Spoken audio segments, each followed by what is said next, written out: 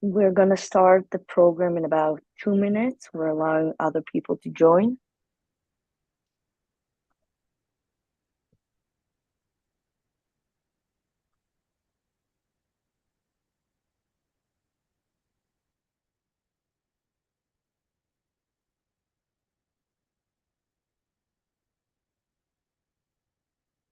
Bless you. Thank you.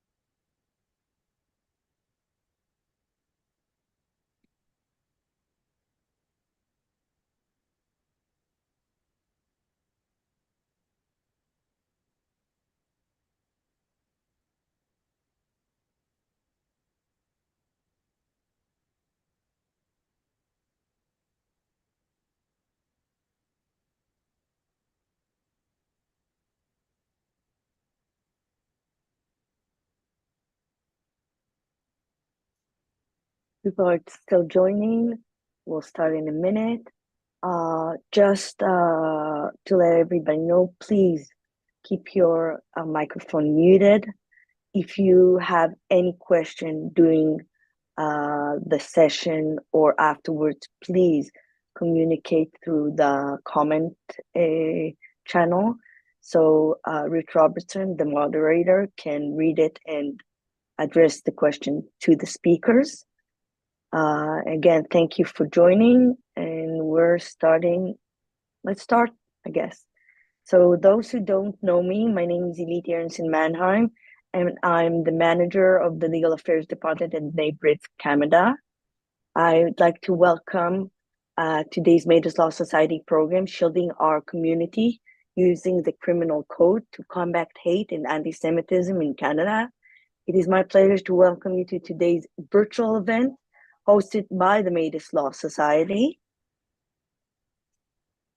Through our association, members engage in continuing legal education, networking, they network with other national most influential lawyers and activists and take an active role in pivotal human rights cases. The Maidens Law Society stands as a testament to the legacy of David Maidens, embodying his unwavering commitment to human rights and justice. We're looking forward to an inspiring session today that shines a light on the need of lawyers to know how to use the law to combat the rise in numbers of anti-Semitism incidents and hatred. We are thrilled to feature two outstanding criminal lawyers, Ms. Leora Shemesh and Mr. Gary Grill from Toronto. They will be sharing their experience, insights, and the impact of their work on Jewish causes across the nation. Mr. Richard Robinson, our Director of Advocacy and Research at NABRIT Canada, will serve as the moderator to guide us through the achievement and challenges faced by these two remarkable individuals.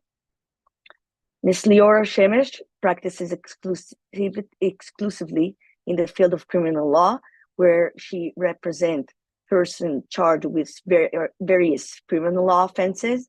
Leora was the winner of the Gale Cup mooting competition for Osgoode Hall Law School and the winner of the Stephen Leggett Criminal Law and Award. Since 2004, Ms. Shemesh has taught law school and high school students, and she continues to regularly mentor young lawyers in preparing them for practice of law. In addition, Ms. Shemesh continues to appear at the level of court and is driven to challenge the law for her client. She specializes in challenging police practices, including challenging search warrants and search and seizure powers. Leora is the vice president of the Abraham Global Peace Initiative, where she lends her time, her voice and her resources to combat antisemitism, hate, intolerance. She has been invited to appear at the United Nations, where she had the pleasure of unveiling the organization. She's an advocate and activist for the Jewish community and regularly speaks to students on university and college campuses. Mr. Gary Grill graduated from Osgoode Hall Law School in 1994.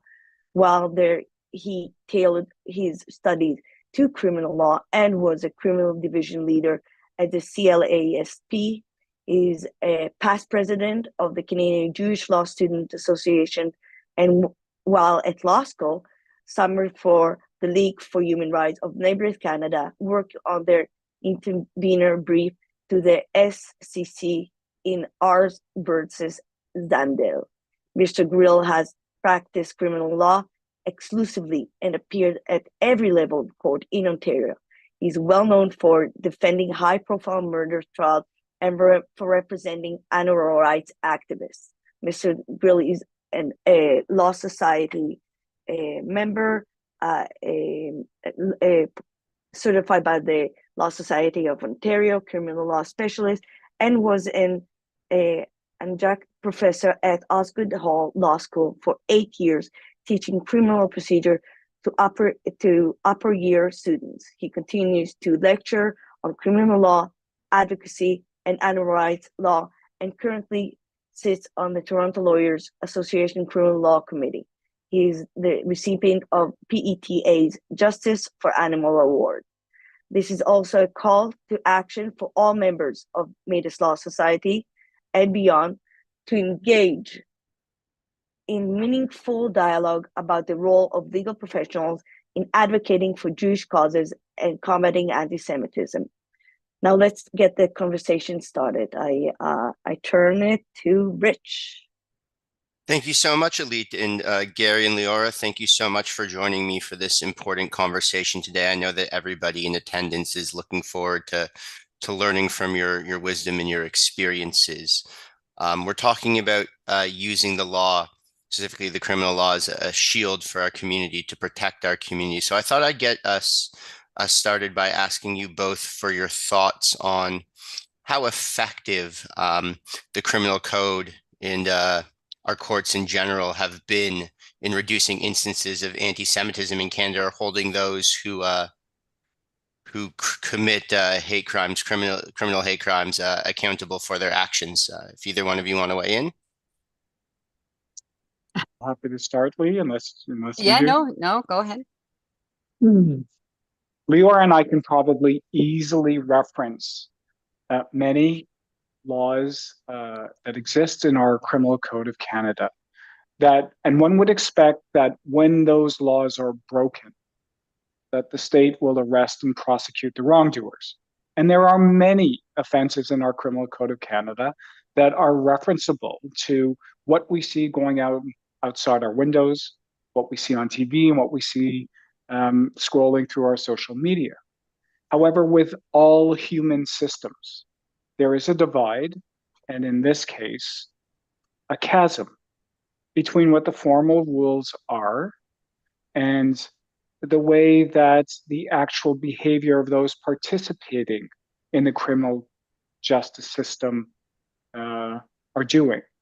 Shortcuts, efficiencies, and policy often dictate when these laws are going to be enforced.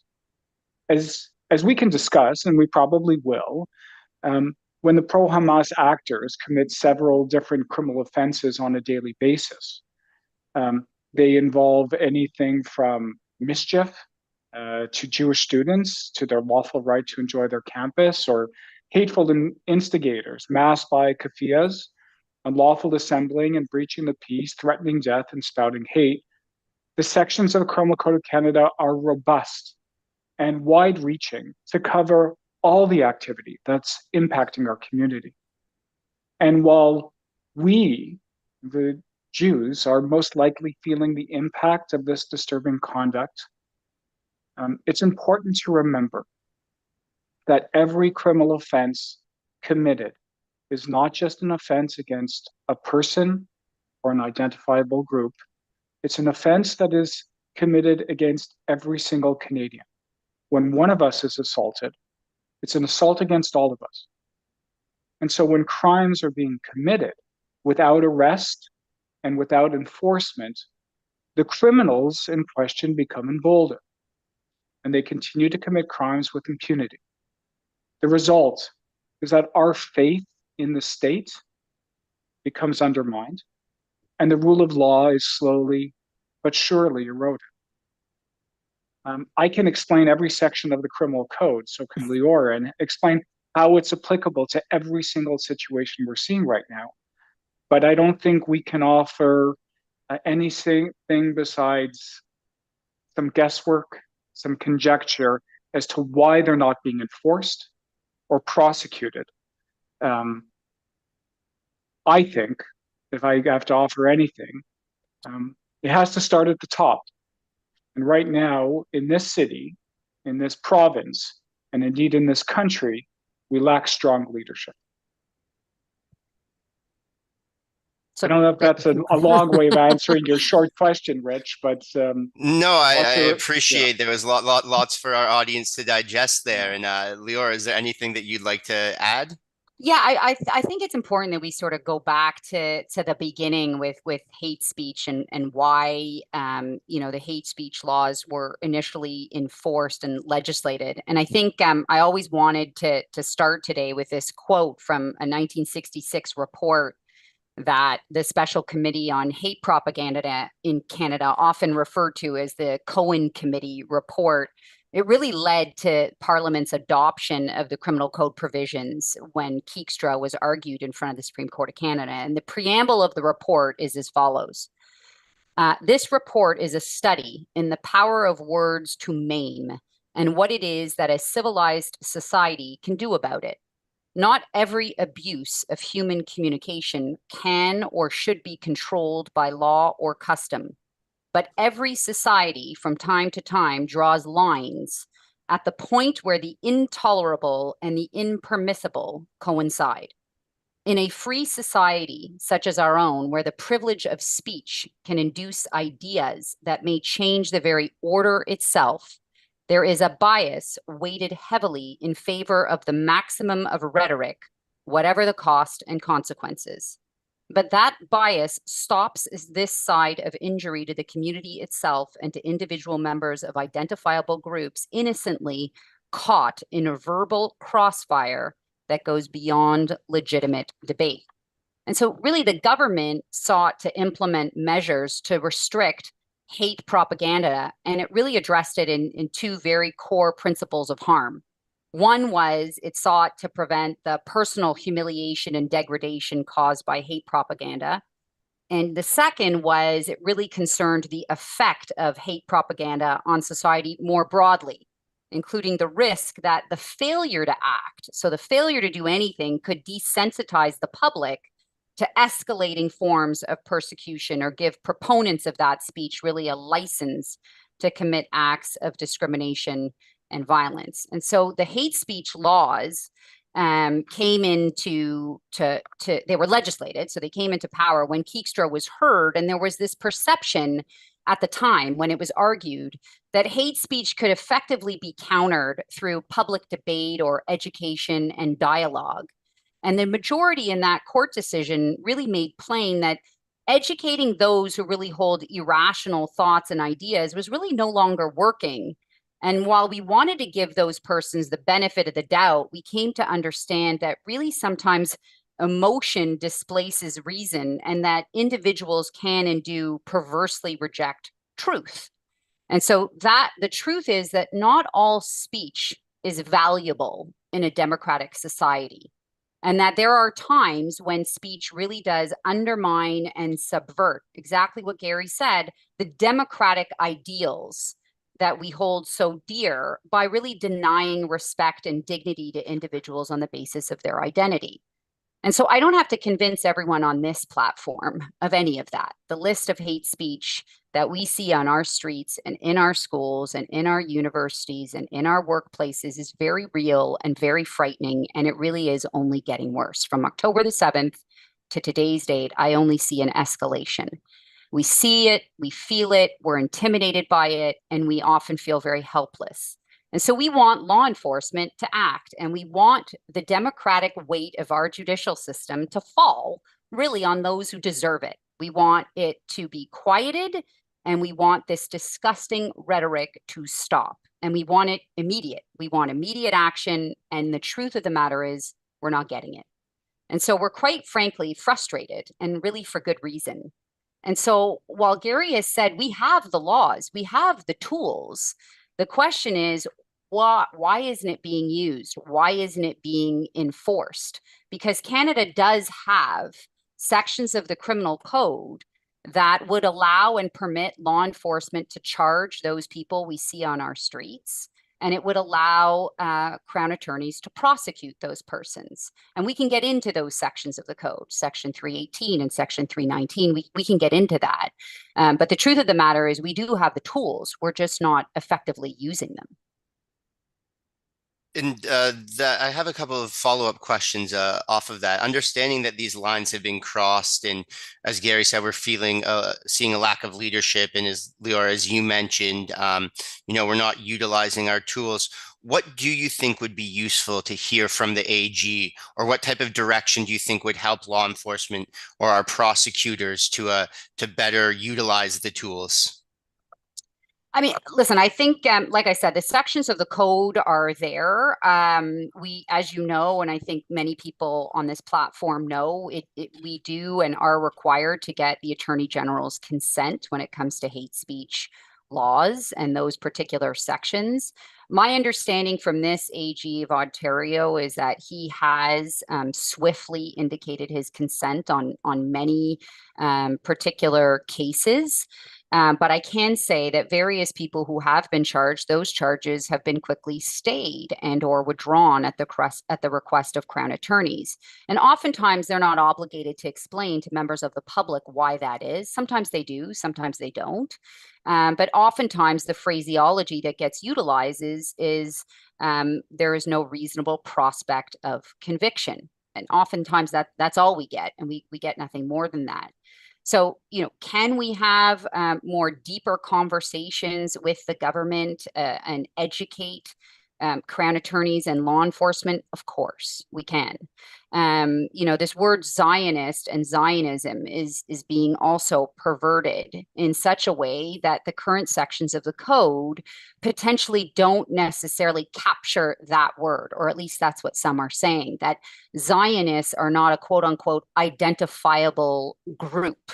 And I don't have to convince anyone on this platform what that means and why that's so ridiculous. But there are problems with the certain sections in 319, and I can go through that. I don't know how deeply you want to get into the actual sections. There's enumerated defenses as well, and I can get into those sections with you. So you just let me know where you want me to stop and where you want me to go. Well, before we dig deeper into the code, Gary, do you want to provide a perspective on what you'd like to see in terms of a response from leadership that you think would help to maybe ameliorate the current situation?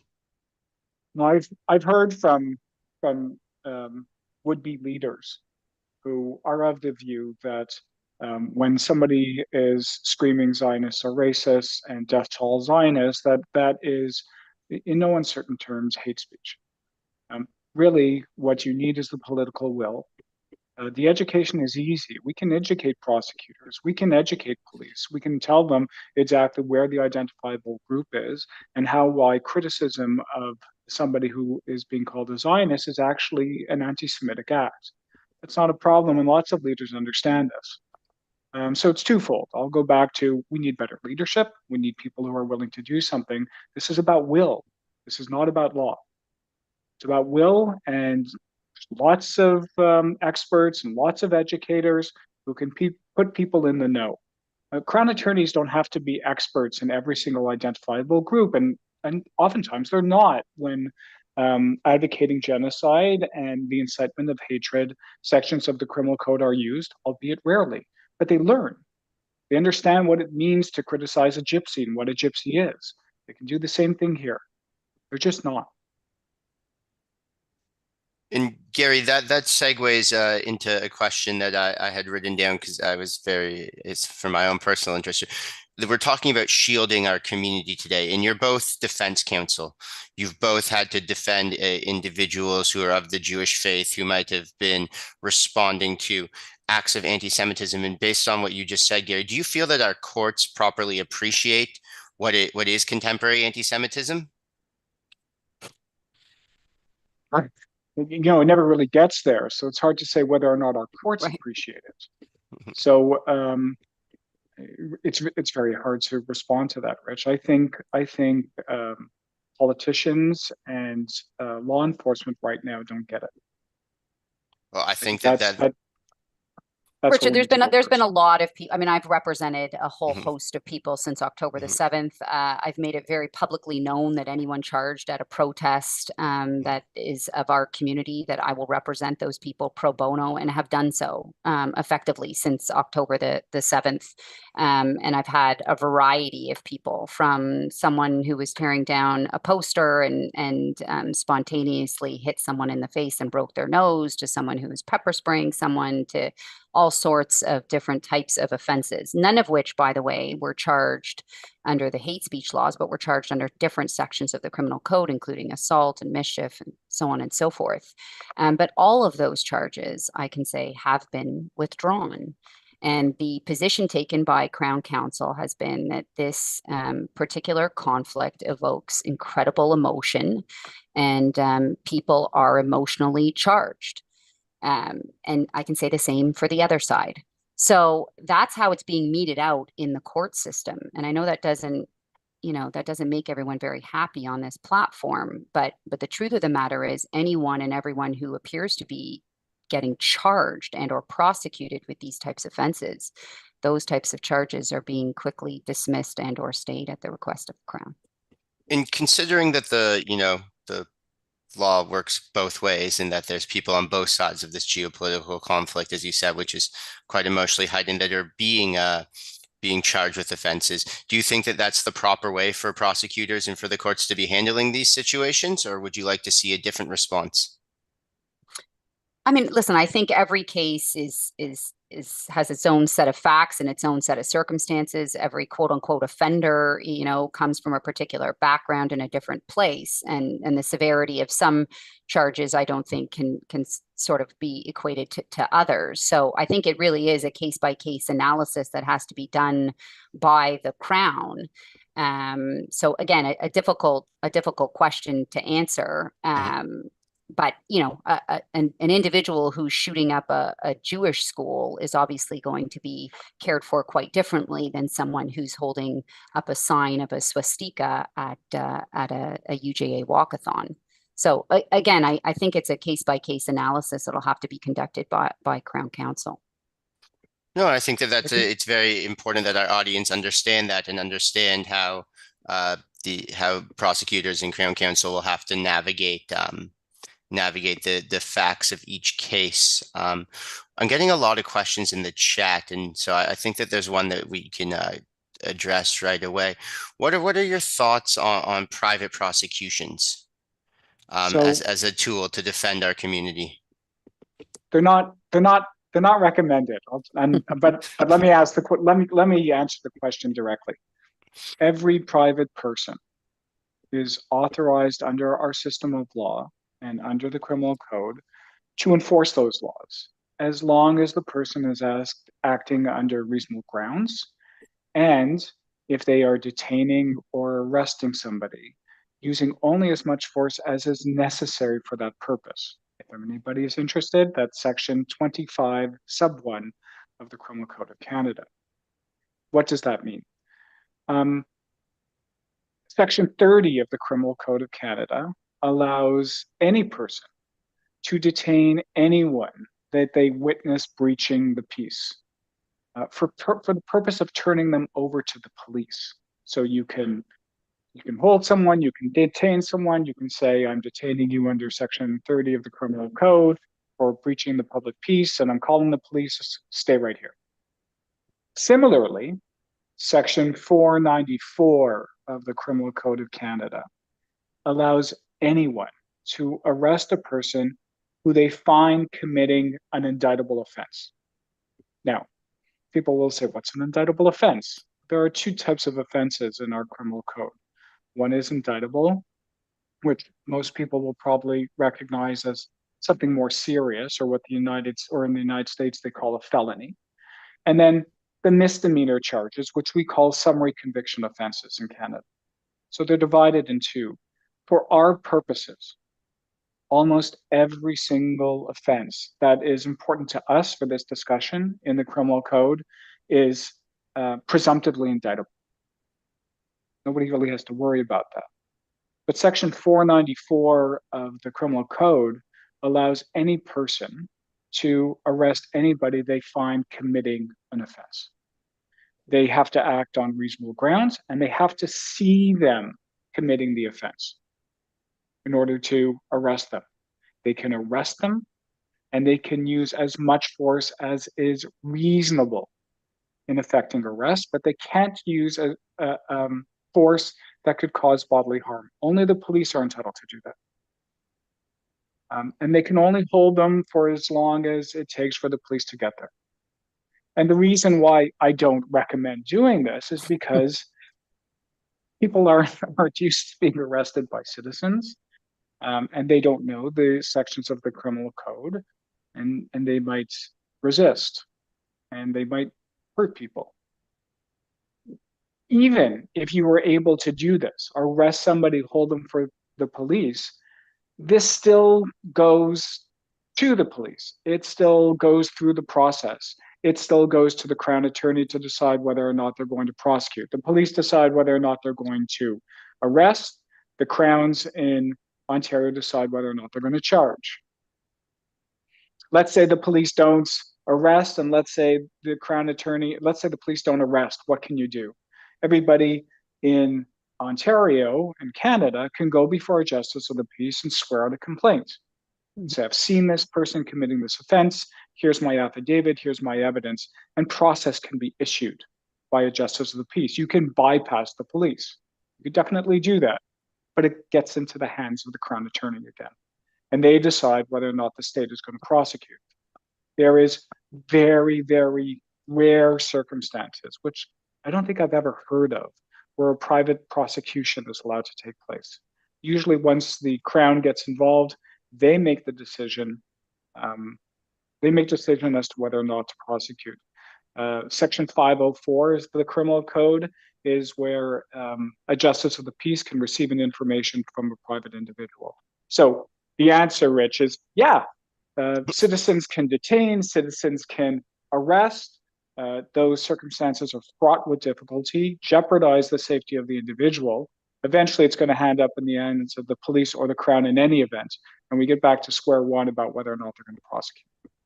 And I think as it is, just to add, Rich, I don't want to belabor the point because I think Gary's covered it, but it is very difficult, as I understand it right now, to have people come forward as named complainants on a civil suit. So, gathering people to be plaintiffs on lawsuits, from my understanding and speaking to some of my civil lawyer friends, is difficult in and of itself.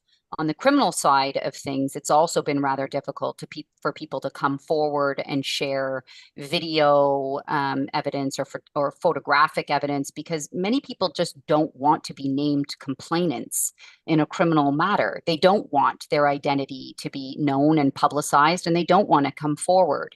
So that too is a problem that we are facing as a community. Awesome. And just for a matter of housekeeping and to do a shameless B'nai B'rith plug, I'm getting a lot of questions in the chat that don't actually apply to the criminal code. A lot of people are, and this just is so everyone knows, if you have concerns about how in a non-criminal matter, how you can be assisted, or about reporting things that we would consider to be awful but lawful, that's what B'nai B'rith is for. So even if it's not going to be prosecuted as a hate crime, if it's still anti-Semitic, we record it in our own audits, and it's important that it gets recorded to us so that we can help the police understand the state of anti-Semitism in Canada, so we can help our authorities understand the state of anti-Semitism in Canada. If you're a university student, as I saw there were a few in the chat, and you're concerned about things on campus that aren't criminal, you can reach out to us. So there's other avenues other than the criminal law, and that's the gap that B'nai B'rith fills within our society. So yeah, just I wanted to do a bit of housekeeping on that. Leora, going back to what you were talking about Section 319 earlier, maybe a good way to get sort of into the meat of it is somebody is asking in the chat, and this is actually a question that I had as well. How is academic freedom or freedom of expression, that defense, how does that engage Section 319, and what's the balancing act between hate speech and freedom of expression or academic freedom? Yeah, it's a very good question. So let me just briefly go through 319 because maybe no one has seen it. I know, Lou, you have your hand up, and I feel like you want to ask something now. And so before I get into 319, do you want to ask it now? Mr. Milrad, I believe that Leora was referencing you, as it appears that you have your hand up. Is he muted on his own, Rich, or? Bernie?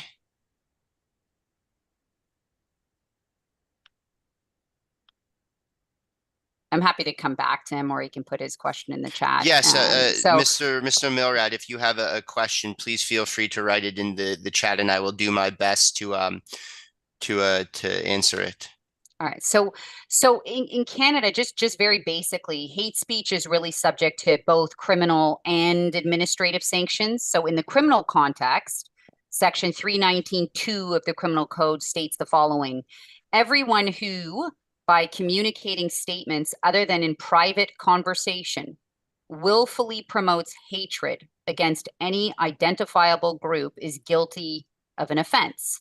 So in this context, an identifiable group means any section of the public distinguished by color, race, religion, national or ethnic origin, age, sexual orientation, gender identity, mental or physical disability.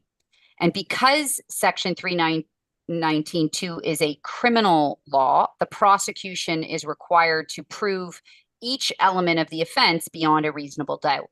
And prosecutions under the criminal code for promotion of hatred, as I've already indicated, require the approval of the Attorney General to proceed. And it is a rule, which I say is partly explained why such prosecutions have been rare in Canadian jurisprudence. There is notably no legal requirement to prove that the communication actually caused hatred or harm. However, a conviction under Section 319(2) does require a finding that the accused person, quote unquote, willfully promoted hatred against a group.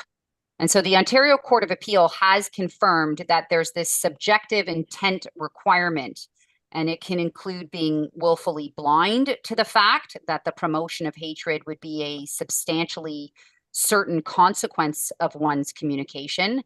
And the provision also lists 4 very specific defenses.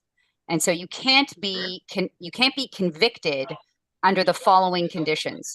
1, if he or she establishes that the statements communicated were true. 2, if in good faith the person expressed or... So you know what? I just wanted to cover the bases with you.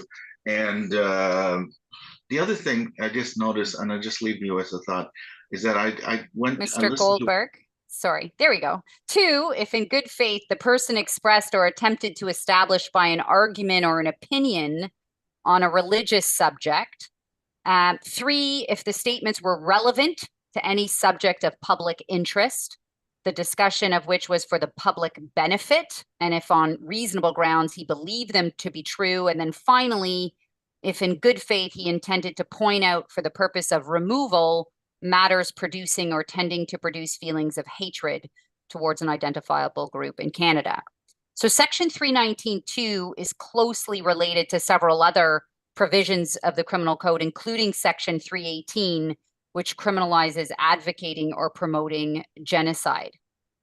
It also, under 319(1), if anyone goes and looks at it, it prohibits publicly communicating statements that incite hatred against an identifiable group where that incitement is likely to lead to a breach of the peace. Now, there are other sections, obviously, of the Criminal Code, including Section 430, which prohibits, obviously, mischief, which Gary's already talked about in relation to property that's motivated by bias, prejudice, or hate. And there are other criminal offenses in addition to just the hate speech laws. So that's sort of the background on 319. We all remember, obviously, the case of Keekstra. Some people may know nothing about it. Some people may know a lot about it. But, you know, when I went to go read Keekstra again, it struck me that, you know, what was going on in that case and what's going on our streets, it's interesting how much more aggressive the hate speech is on our streets today than it was in Keekstra. You'll recall that in Keekstra, he was a school teacher who was teaching hate in his classroom for, I think, about 12 years. And he was teaching kids that the Holocaust didn't happen. And he was really vilifying Jews and calling them names, pretty much the same names we see today on our streets: sadistic, money-loving, child killers. But he also claimed that Jews had these secret societies and that Jews were really responsible for the world's calamities. Sounds familiar, I'm sure. But the maximum sentence under Section 319(2) is 2 years in jail. That's the maximum sentence in the Criminal Code. And Keekstra was convicted. I won't bore you with all the details, but it always came back for a second trial. But he was convicted and finally received a sentence of a $3,000 fine. And when you compare Keekstra to, you know, what we all have witnessed on our streets, and in particular this imam in 2023 who gave this speech in Montreal in Arabic, you know, wearing the keffiyeh, standing on a podium, calling out to kill the enemies of the people in Gaza, specifically calling for the death of Jews. You know, he was denouncing Zionist aggressors, calling on Allah to kill them all. That speech was denounced by the Prime Minister, the Quebec Premier. A complaint was filed with the RCMP, and ultimately he was never charged. And so when you compare Keekstra to this imam in Montreal, you sort of wonder, like, where have we failed and why have we failed? Considering obviously the history and the fact that we do have the laws on the books, if I can say that. Ultimately, the Crown took the position in the imam's case that the speech itself, so what he said on that podium, didn't constitute incitement of hatred against an identifiable group within the meaning of the Criminal Code. So someone took that position as a Crown attorney, which leaves many of us on this platform confused. And so I wish I can offer some insight into why this is happening and how to right the wrongs, but unfortunately I can't. The truth of the matter is I can't explain why someone like him and someone like Keekstra are treated so differently. No, 319 is not going to be our savior. Even in the case of the imam, as Leora just mentioned, that guy from Montreal, even though, you know, the prosecution may have said, oh, he wasn't, you know, targeting an identifiable group, which is which is ridiculous. He clearly was, but he still has a full defense under 319 itself, under 319 sub 2 sub B. If in good faith the person expressed or attempted to establish by an argument an opinion on a religious subject, or an opinion based on a religion, or an opinion based on a belief in a religious text. Do you know how many calls there are in the Quran to kill the Jews? Anybody who did that, standing up as an imam, appealing to Allah to kill them all, would have that as a possible defense. This section is flawed. I will flawed say in that, modern day society. sorry to interrupt you, Gary, but in Vancouver, we all remember that Charlotte Kate's case, where she sort of glorified the October 7th atrocities, and she stood in front of a crowd and said, "Long live October," and she shouted it several times, and she was investigated. She's also the director of I always say it improperly, but Samidoun, which is this nonprofit registered charity, i.e. a terrorist organization. But she clearly has ties to terrorist activities and organizations, but she ultimately was charged. And so, again, I think there's this confusion about why some charges are being meted out against some persons and not others. There doesn't seem to be this unified position as to how the law should be implemented. But she was charged. I mean, we'll see what happens with her charges and whether or not they're stayed or whether or not she continues to be prosecuted. I guess we'll wait and see. But, you know, I can share so many different examples of that where certain people are being prosecuted and other aren't. You know, 2 people charged with a Hamas flag in Ottawa, where someone in Toronto was carrying a Hamas flag and was not charged. It just seems to be being meted out very, very differently. This is the problem with selective enforcement, Rich. Absolutely. And it has to be done across the board consistently. And before we move on to 319, and perhaps this does in a way relate to the selective enforcement, one of the questions that we often get about 319 is why does that charge require the AG's consent? So do either one of you want to perhaps take a stab at explaining that? I think ultimately when it was legislated, when you go back and you take a look at some of the literature, I mean, I went back in preparation for this to take a look at Keekstra and some of the committee reports on it. Ultimately, I think 319 was really symbolic.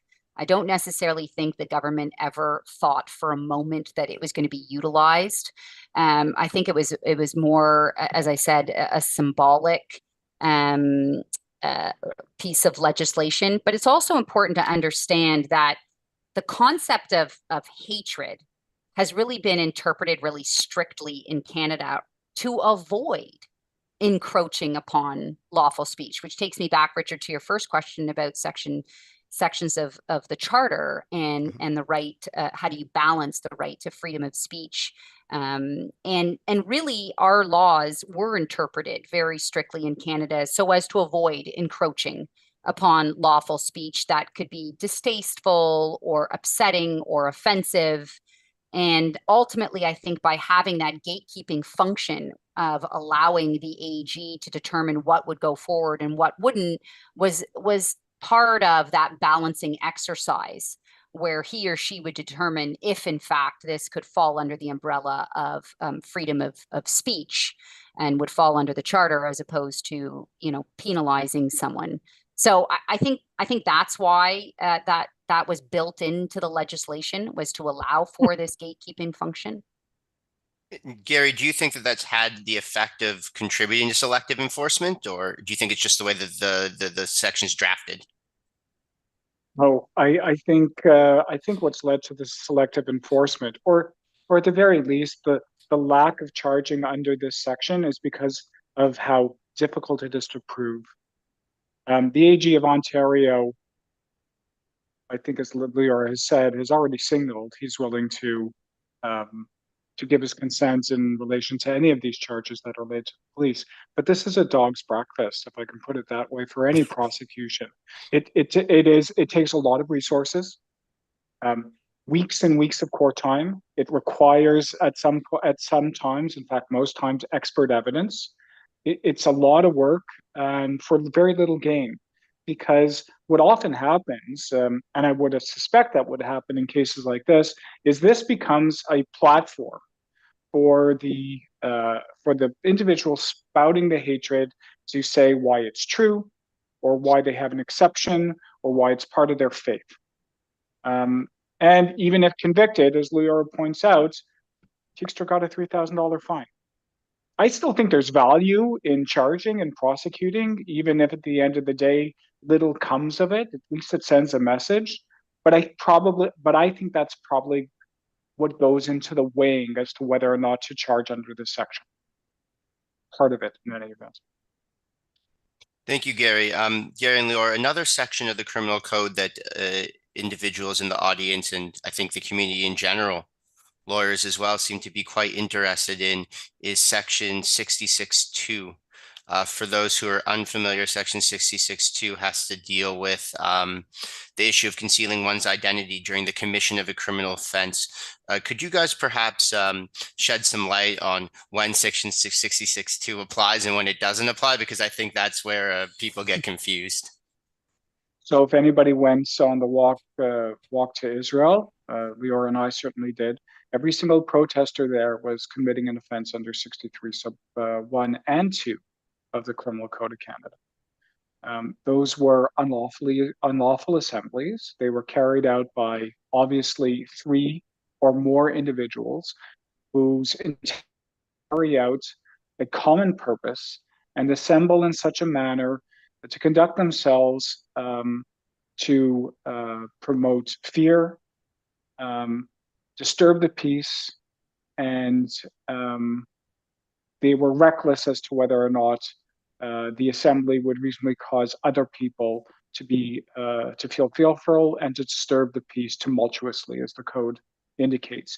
And when their faces are covered, the criminal code indicates it's a more serious offense and it's prosecutable. It could be prosecuted by indictment. Every single individual, every single pro-Hamas individual who attended with their faces covered with keffiyehs, who were screaming out death threats, who were hanging people, Israelis in effigy, covered with an Israeli flag, decapitating a mannequin, and giving the symbol, the upside down. I'm sure everybody's seen the upside down triangle. Yeah, is an expression. It's a death threat, and every single one of those individuals was doing that as this peaceful assembly was walking by. This was also not an authorized assembly. So it was definitely an unlawful assembly. Even if it had been authorized, it would have become unlawful because of the manner they were conducting themselves. Every single individual there was guilty of 63 sub 1 of the criminal code. And nothing was done. I think very few arrests were made, and I don't even know what they were charged with. But the point of the police being there was not to arrest them. It was to protect the pro-Israel community who was walking with Israel and allow them to proceed on their way. They did an admirable job of doing that, but to answer the question specifically, lots of offenses were committed those days by all those individuals. I can't offer why they weren't arrested. I think we can think of reasons why they weren't arrested. I mean, I don't know this for sure, but I think Gary and I and other lawyers potentially on this platform who are in and out of court every day know sort of the stresses that are on our judicial system at the moment. The lack of judges and the appointment of judges, the constant delays in our criminal justice system, people who are charged with very serious criminal offenses under the criminal code at the moment are having their charges stayed because justice is being delayed. And so we have enormous pressures and stressors on our judicial system. And I think when officers are out in the community attempting to ensure that people are peaceful and nonviolent, I think they have to make also a judgment call at that moment. Should I be arresting every single one of these people who have their face covers, or am I more interested in ensuring the safety and security of the community? Because I know down the road, even if I charge these persons, their charges are going to be withdrawn. And I think there's a lot of that balancing that is going on at the moment, that law enforcement and Crown attorneys are having to make judgment calls about which cases should be proceeding and which aren't, because of the very nature of where we are in our judicial system right now, which is we're at a breaking point. Gary and I can both attest to that. You know, getting in and out of court, it doesn't happen swiftly. It takes a very long time to have a matter reach the end. Oftentimes more than 2 years. So I think there are judgment calls that are being made, and I know that doesn't bode well for our community, but I think that's the reality of the situation. I also think the reality of the situation is that police officers want to go home in one piece. That too. And yeah, and if they had actually tried to arrest any of those protesters, there would have been a riot, and they would have acted violently. The police know that. Everybody knows that. The MLSE knows that. Everybody knows that how violent these protesters are, and I think there's an element of fear involved. And I think that this goes into the larger balancing act that, you know, has been a theme throughout this, of having to balance the needs of our justice system, the needs of our society, the safety of police. And these are all things that go into, as you guys have demonstrated, decisions such as whether or not to charge, whether or not to prosecute, how somebody should be treated if they are convicted. Another question that comes up a lot that I don't know if there's two better people in the city to answer is, what are the limitations of one's ability to defend themselves or their own home? At what point is somebody's actions no longer defensible? Because I know that as members of the community, members of the public these days are concerned about their individuals being harassed, about their property being vandalized. So if you guys want to weigh in. Well, Richard, it really does depend what we're talking about. I mean, so like let's talk about like defending your own property or your own self, like if you feel threatened. Your own self? You are allowed to act in your self-defense and use as much force as you feel is reasonably necessary in the circumstances to preserve yourself. That even includes causing death to another person if you believe that if you don't cause their death, your death will ensue. And then maybe talk a little bit about how that changes if it's your property. And there's quite a lot if it's your property. This isn't, we don't have stand your ground laws like they do in the States where, you know, if somebody is breaking into your, you know, your car, you can get out and shoot them. I think we can all agree that's excessive. And the same would hold true that if somebody is spray painting your car, even with hateful messages, you can defend your property within reason. But I think the expectation is that the way to defend your property is to call the police. Is to say, my property is actively being vandalized right now.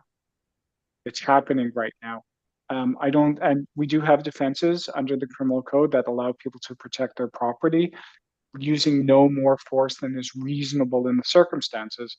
But what does that mean? And from a practical and logical standpoint, is it wise to do so? No, and I appreciate you covering that, Gary. It's just, you know, I've had a lot of feedback from community members who I know are listening into this who aren't sure what their own rights or the limitations of their rights are when it comes to encountering some of the situations that we've been seeing. We've seen you know, situations, and we touched upon this briefly with our discussions into Section 63 and 66. But with the protests that we've seen, for instance, at the Avenue Road overpass or in other areas, what type of remedies would have been available to the courts or to the police in terms of the criminal law? And do you think that changes need to be made perhaps to our provincial Highway Traffic Act or provincial offense regime or to the criminal code to prevent such occurrences? So I know that the Trespass to Property Act was used during the UJA walk. Maybe community members aren't aware of that, but it was used in particular for people who, the pro-Palestinian protesters, had attempted to park their cars overnight at the Bathurst and Shepherd Plaza. They attempted to congregate there the night before, and they were removed by the police. They were given Trespass to Property Act notices and they were removed. I will say during the bite, which I thought was somewhat of a failure on the part of the police, I specifically had contacted them and educated them about Section 176 of the code, which was quite specific in that it was the section of the code reads disturbing religious worship or certain meetings. And it permitted the police to use that section of the code to potentially charge those persons who were interrupting the assembly, and it didn't have to be for a religious purpose. You would fall under that section if you were interrupting an assembly for a social purpose as well. And in this case, it was the real estate event at the bite. I had contacted the police, we had spoken, and I said, look at Section 176. It's open to you to use. And these are persons that have now indicated through a press conference the night before that they were going to mobilize and be present for that event, and quite specifically to disrupt it. So I wondered out loud with them why they weren't utilizing Section 176. And again, the answer that I was given was that they were there to ensure that this was a peaceful demonstration or protest as opposed to falling under that section. So it's not as if firstly, I should say they were unaware of the section until we had that conversation. But once educated about it, they took the position that this particular event didn't fall under that section. I don't know why that was the case, but they certainly did take that position, and no one was charged pursuant to Section 176. And we all saw the fallout of the bite, which was pretty horrific in my opinion. Thank you, Leora. And Gary, there's an interesting question in the chat that is a follow-up to your explanation of the limits of self-defense. Perhaps you could explain how the law of self-defense applies if you're using a licensed firearm or if you're using a non-lethal weapon. Gary's trying to conjure up new business on this platform. So happy to oblige. Yes, you can use a licensed firearm. You can use any weapon. You can use any amount of force that is reasonable in the circumstances. If somebody is trying to kill you and you have a licensed firearm and you feel that you reasonably believe that you can't defend yourself in any other way, shape, or form except by using lethal force, the law allows you to do that. It's a complete defense. I'm disturbed that so many in our community are feeling so afraid and so scared these days, and that so many of us are getting firearm licenses and arming ourselves because of how scary this situation is. And I don't blame anyone. I don't blame anybody at all. I remember growing up in Montreal and being taught that they come for us in every generation.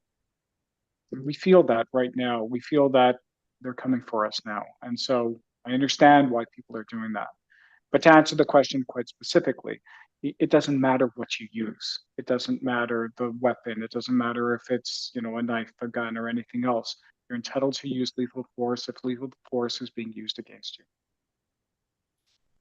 Thank you so much, Gary. And yes, if anyone does need a defense lawyer, Gary Grill or Leora Shemesh are about the best you can get, but hopefully no one will ever need their services on this call as we've now been properly educated.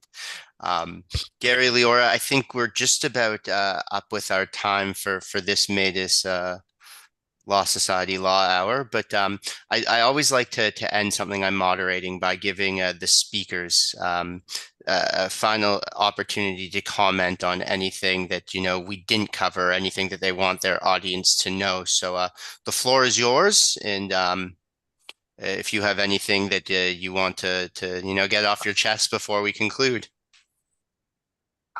You know what, every time I'm invited to speak about the law and hate speech laws in particular, I always feel like at the end of the speech it sounds so gloom and doom, and it's unfortunate. I understand what we're all going through, and I understand how everyone is feeling.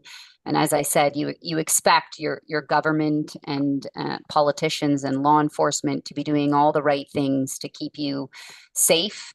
The truth of the matter is, I think we're all our own voices, and we have an obligation to continue to speak up and advocate for our community. I know many on this platform are doing that in all facets of our life right now. I think the silver lining is we're all very unified. And we're all committed to one another and to assisting one another. And I think that's the silver lining.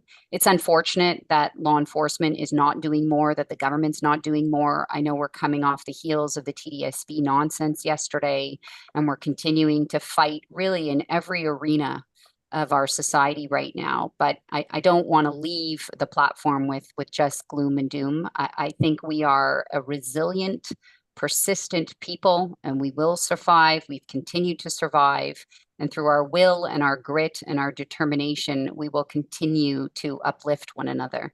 So, to that I say, Am Yisrael Chai, and we will continue to survive. Gary, that's a pretty tough act to follow, but do you have anything that you want to sign off with? So I don't want to ruin that at all by adding a thing. That was perfect, Leora. Thank you. I echo what Leora says. I adopt every word. Well, thank you so much, Gary, and thank you so much, Leora, for what was honestly a very, I believe, important, passionate, and nuanced discussion of the criminal code and how it applies to some of what the Jewish community has been feeling lately. So thank you so much for your participation today. Thank you all very much for joining us on behalf of the B'nai B'rith and Armadas Law Society. I know that there was a lot of additional questions. We couldn't possibly have covered everything in 1 hour. So if you do have additional questions, you can always reach out to our Armadas Law Society email, and Elite or one of our Armadas Law Society members will be happy to try and address those for you. So thank you so much, everybody. Have a good day. Take care. Thank you, Rich. And if anyone wants to reach out, I don't certainly want to speak for Gary, but I know him very, very well. And I know if anyone has any questions or concerns, or they want to raise anything with us, we're happy to oblige. Please feel free to reach out to us, and I'm happy to speak to you. Thank you so much for that, Leora.